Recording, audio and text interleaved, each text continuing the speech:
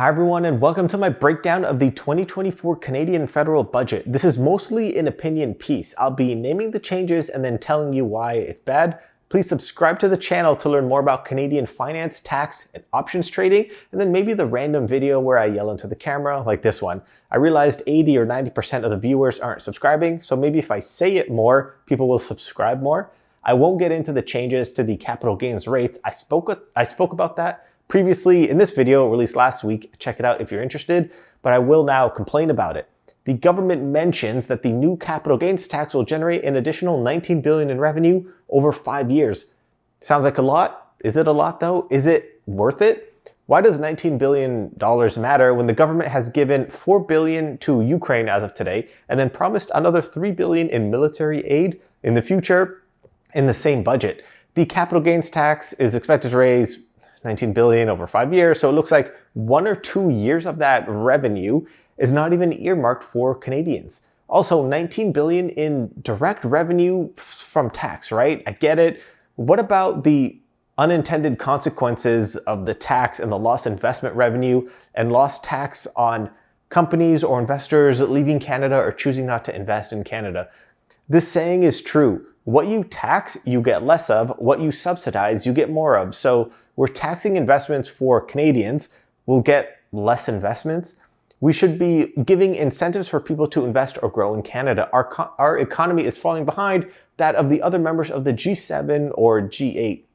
What are other unintended consequences? Everyone is complaining about not enough houses or land to build houses. Let's assume a lot of the land or houses are being held by investors, which makes sense.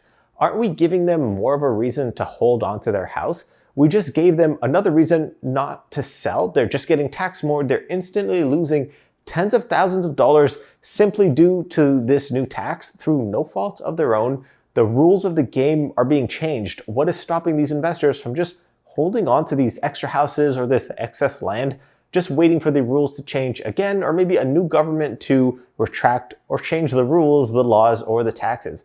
We're not incentivizing anyone to invest or build more houses or more businesses.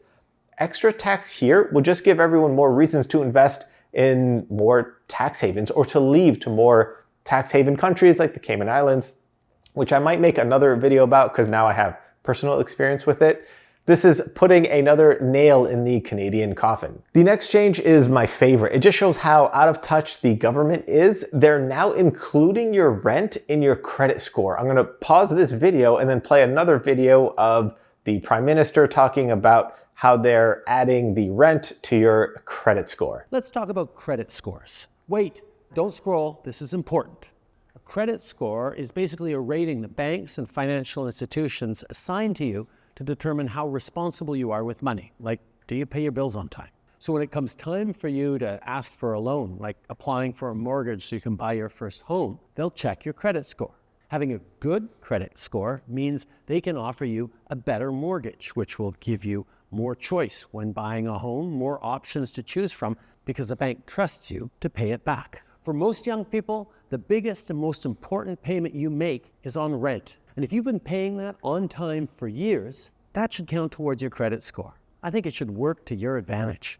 Soon, it's going to. We're going to change the rules of the game so you can report your rent payments towards your credit score, so you can get a better mortgage, so you can get a place of your own sooner. Canadian renters can now get the timely payment of their rent added to their credit score. Ideally, every payment is made on time, so then their credit score increases. The government is saying, now your credit score will increase and now you'll be able to get a house, which is hilarious. This is my favorite part of the budget. They think the issue Canadians are having is a bad credit score. This is how out of touch they are. Canadians don't have a credit score issue. We've never had a credit score issue as a population. Actually, that's mostly in the US. Credit scores don't help you here. You don't get lower interest rates if your credit score is 850 instead of 800. You don't get lower interest rates if your credit score is 800 instead of 750. Obviously, the lower we go, it might affect you, but let me put it this way. Having a bad credit score means you won't get a loan or mortgage, but having a good credit score doesn't mean you will get a loan or a mortgage. It's income-based, it's debt-based. Canadians are complaining about housing prices and not being able to buy a house. It's a cash issue, it's a debt issue, it's a mortgage issue, it's not a credit score issue. Having my credit score increase from 750 to 800 to 850 doesn't help. It doesn't, given the fact that there are no single family detached houses in my area, it doesn't help that detached houses in the GTA are averaging 1.6 million. My income would have to be 300K or 400K to comfortably afford one of those houses. Again, it's income based, it's not credit score based. That's one change. Are there any positives? I won't make this entire video about the negative aspects. I do like that the lifetime capital gains exemption has been raised. I mean, it's kind of a subsidy. I don't know if it's enough to entice new investors. There are certain rules you have to pass, but if you sell a Canadian-controlled private corporation, or CCPC for short, you can get the first 1.25 million gain free of capital gains tax, increase from $1 million previously.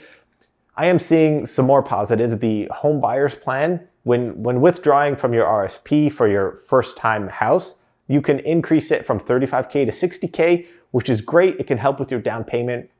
If you add in the new FHSA, which I made a video about here, you could potentially have a high down payment.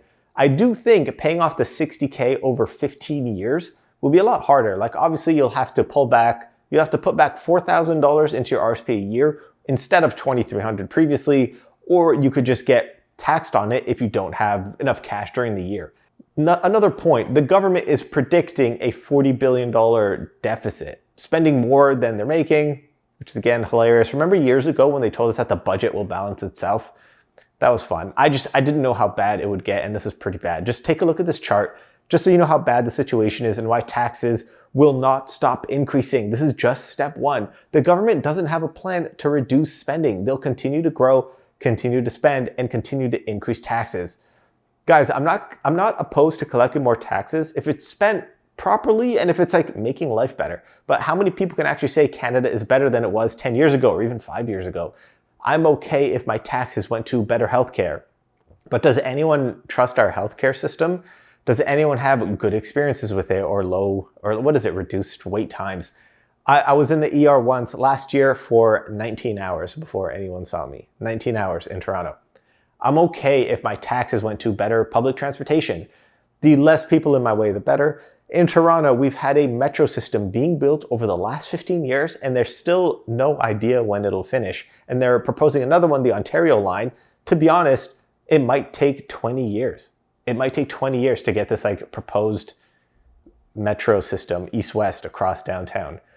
What do we get instead? The government spent $50 million on the ArriveCan app, which is clearly money laundering. The government sends $4 billion to Ukraine, which could have built 2 hospitals. I think everyone is saying a hospital is around $2 billion to build. Could get 2 hospitals, which would have been great. Some people got rich off of that. Don't be naive.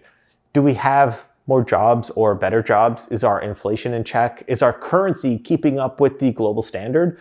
Where are all these taxes going? Take a look at our corporate tax. It's a mix of personal and corporate, and just compared to other countries in the G7 or large countries, it's not enticing for anyone to invest or to live in Canada. The higher taxes will make it worse for Canadians. The additional tax will get passed on to consumers. Additional spending or costs that force companies to increase their prices, or just the cost of their services, the end person, the final user, the consumer will have to pay the price. They'll all pass the cost down.